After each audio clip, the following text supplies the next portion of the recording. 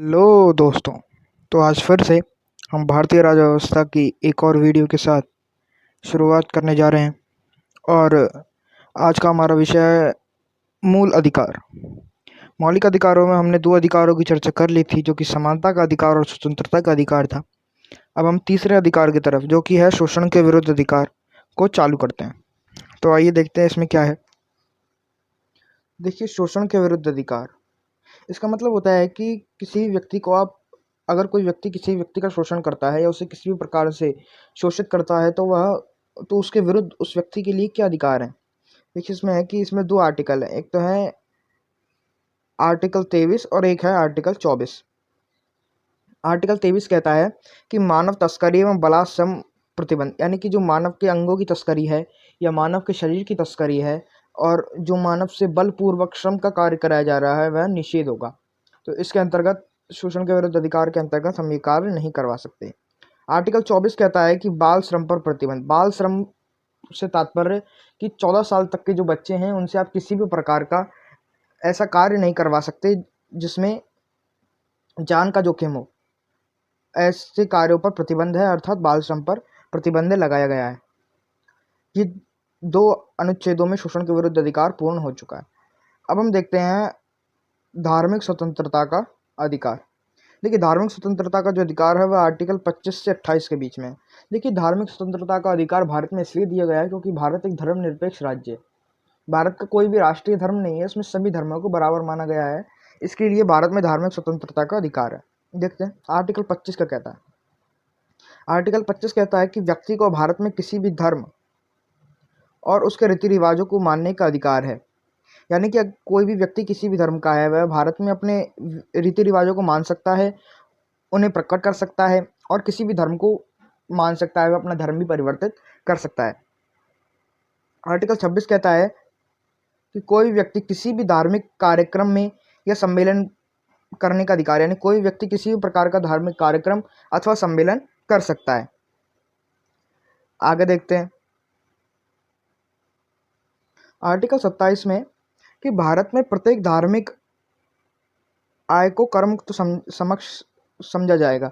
यानी कि किसी भी धार्मिक स्थल से जो भी जिस भी प्रकार की आय होती है, उसे सरकार उसका उपयोग नहीं करेगी या उसे कर मुक्त रखा जाएगा। यानी जितनी भी सरकारी संस्थाएं हैं, धार्मिक संस्थाएं, उन्हें कर मुक्त रखा जाएगा। यानी कि किसी प्रकार का मंदिर है, मस्जिद है, गुरुद्वारा है, गिरजाघर है, उन्हें सभी को कर मुक्त रखा जाएगा। उनके द्वारा किए जा रहे धन के लेन देन को कभी भी कर नहीं लिया जाएगा।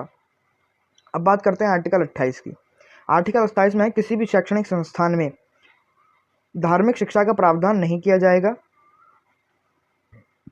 लेकिन भारत के अल्पसंख्यकों को अधिकार है कि वे धार्मिक शिक्षा के लिए विशेष संस्थानों की स्थापना कर सकते हैं। देखिए, इसमें लिखा हुआ है कि भारत में के जो भी विद्यालय हैं या शैक्षणिक संस्थाएं हैं, उनमें किसी भी प्रकार का धार्मिक शिक्षा का प्रावधान नहीं रखा जाएगा, किसी भी प्रकार की धार्मिक शिक्षा नहीं दी जाएगी। परंतु अगर कोई अल्पसंख्यक वर्ग चाहता है तो वह अपने लिए स्वयं के खर्चे पर धार्मिक संस्था खोल सकता है या अपने चलाए जा रहे विद्यालयों में अपने धर्म की शिक्षा भी दे सकता है, परंतु उसे राज्य के द्वारा किसी भी प्रकार का अनुदान नहीं दिया जाएगा। ठीक है, ये तो हो गई ये वाली बात। अब अगले अधिकार की बात करते हैं, जो कि है आर्टिकल 29 और 30, जो कि है सांस्कृतिक एवं शैक्षणिक अधिकार। बात करते हैं आर्टिकल 29 की। तो आर्टिकल 29 में लिखा हुआ है कि व्यक्ति को अपनी भाषा, लिपि एवं संस्कृति को मान्य एवं उसका विकास करने का अधिकार है। यानी कि कोई भी व्यक्ति किसी भी प्रकार की भाषा का उपयोग कर सकता है, किसी भी प्रकार की लिपि का उपयोग कर सकता है और उसके द्वारा उसकी जो संस्कृति है उसको मानने का उसे पूर्ण अधिकार होगा। वह अपनी संस्कृति को प्रदर्शित कर सकता है, अपनी संस्कृति का प्रचार प्रसार भी कर सकता है।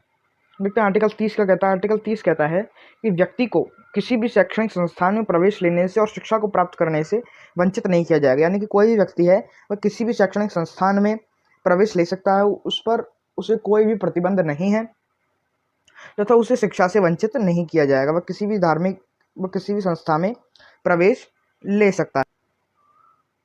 अब बात करते हैं अगले अधिकार की, जो है संवैधानिक उपचारों का अधिकार। संवैधानिक उपचारों का जो अधिकार है वह आर्टिकल 32 में है। तो आर्टिकल 32 ये है right of the constitution, written of the constitution.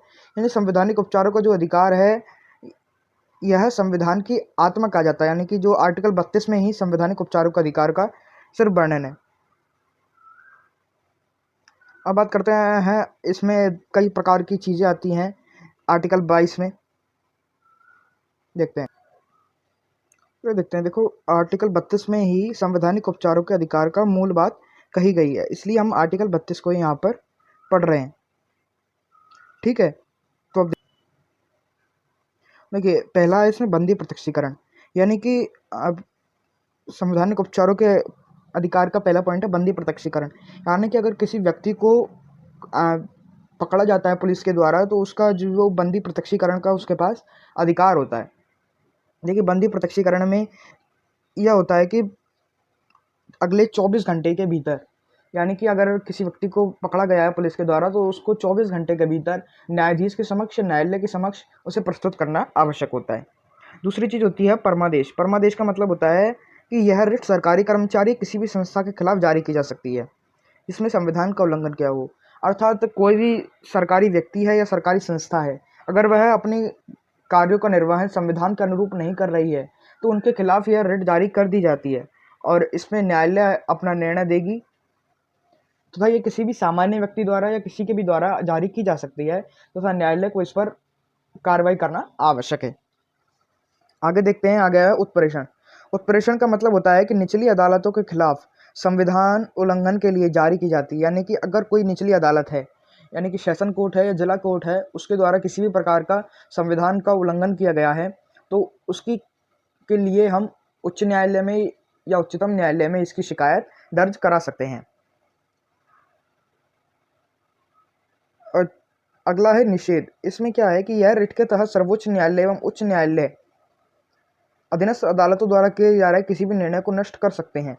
यानी कि निषेध में है कि अगर जिला न्यायालय द्वारा किसी भी मुद्दे पर निर्णय दिया जा रहा है और अगर उच्च न्यायालय चाहे तो उस निर्णय को वह निरस्त कर सकती है, उस केस को अपने पास मंगाकर उस केस की पुनः कार्रवाई कर सकती है, या जिला कोर्ट के निर्णय को निरस्त कर अपना स्वयं का कोई अन्य निर्णय सुना सकती है। अब बात करते हैं अगले बिंदु पर, जो कि है अधिकार परीक्षा। अधिकार परीक्षा में यह है कि यदि कोई भी सरकारी व्यक्ति गलत तरीके से किसी सरकारी पद को ग्रहण कर लेता है तो उसको उसके पद से निष्कासित कर दिया जाएगा। यानी कि कोई भी व्यक्ति है वह किसी भी गलत तरीके से अगर सरकारी पद को प्राप्त कर लेता है या झूठे कागजातों से या किसी भी प्रकार से वह पद को प्राप्त कर लेता है और उसके खिलाफ अगर शिकायत कर दी जाती है तो उसे पद से निरस्त किया जा सकता है। यह बात तो गई अधिकार परीक्षा में। तो इसी के साथ हमारे जो मूल अधिकार हैं वह ख़त्म होते हैं। अगर एक बार हम पॉइंट पूरा मूल अधिकारों को देखें तो मूल अधिकार संविधान के भाग 3 में है।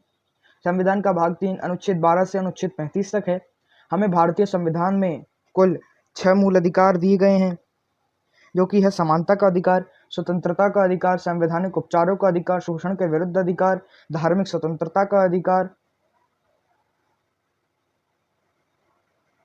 और अन्य अधिकार हैं। ठीक है, तो अब हम आगे देखते हैं।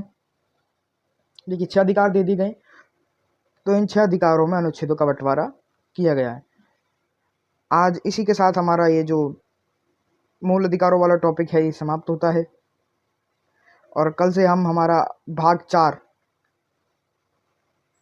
जो कि राज्य के नीति निर्देशक तत्व हैं, जो कि अनुच्छेद 36 से 51 तक हैं, उन्हें पूर्ण करेंगे और इन्हें प्रारंभ करेंगे कल के वीडियो में।